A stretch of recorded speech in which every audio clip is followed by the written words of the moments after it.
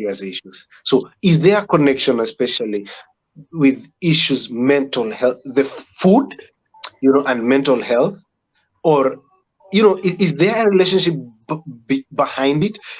I'm sure for a person like Byron, if he's feeling a little bit anxious and ako chini kidogo, I take to him at a party or pilau, or I take to all the way to the UK. I go with Mutura. Rebecca will be very, very much happy and okay. So, Mora, is there reasoning behind that? 101%, Rashida. 100. Mm, Like I'm looking at this in tons and tons and tons of ways. From the very essence of food is nutrition. We mm, cannot we cannot function. Literally, we cannot function without food. yeah. So in that aspect of physiology, of course, that affects it's what do I call it? It's holistic. It's very Mm, much holistic. One mm, aspect of it is affected, the other is affected as well. And mm, um, from the fact that we actually have pathologies, we have illnesses, mental illnesses that are directly associated with food, such as anorexia nervosa and bulimia and binge eating, um, and mental illnesses along that spectrum of anxiety and OCD, mhm, right?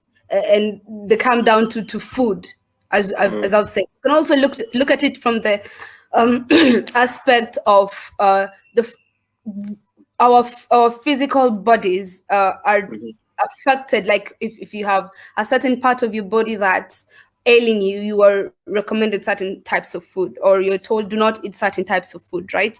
Or if you have spots on your face or on your back or somewhere, you're told avoid such foods, right? Or uh, do not uh, or use certain foods, right? mm, And then down to the fact that I talked about community and what that does to the brain. The fact that you associate good food with the people you were with, especially, right? And what it took to have that food come to you and how special it was, right? mm, And then we go to yourself, or your sense of rather of your sense of self-importance, right? mhm, The fact that you have taken time. I talked about resilience. I talked about values of patience. So it enhances certain types of emotions as well, which is, of course, connected to your mental health. So the fact that you've taken your time to prepare food for people you love, that does something, because when you go back to psychological needs, the need of intimacy. mhm, Intimacy is, I know how you cook, I know how it feels to eat your food and what it took for you to prepare me that food. It means I mhm, can trust you. Let mhm, me tell you something, you people. There's nothing as crucial as trust when it comes to food. There are places you know very well you couldn't go and eat. Kuna vibanda, you know very well. mm, Or if you could remember, there were places you were told as a kid, do not go to that place to eat.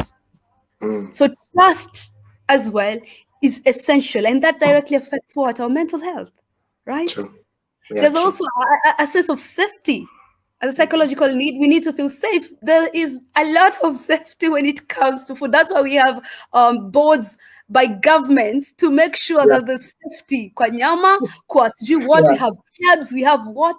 There's safety. And when you take that down to a very like a very personal level, what are we talking about? How safe do Mm, you feel around me enough to want to eat my food? yeah. Yeah, right. And then when we when it comes to your sense of the values of esteem, as I've talked about, when I can make good food, what does that do to your self-esteem? When people Mm, appreciate the food that you made, what does that yeah. do to your sense of self-worthiness? Not that you should base that off of that particular thing. Everything should be innate. Your sense of esteem at least should be innate. The basis of it should, but it Mm, feels so good to be appreciated. Gratitude is a very important value, and often we learn our senses of gratitude are elevated in that space of food, because someone made you food, or you say thank you. Someone offered you something, you were hungry, you say thank you. Unfortunately, it could go to the flip side again, mhm, and every time you had to earn food, that also does something to your trauma response mm, mm, and your association with food. If every time there's food you had to be beaten, so you associate food with very negative memories and thoughts.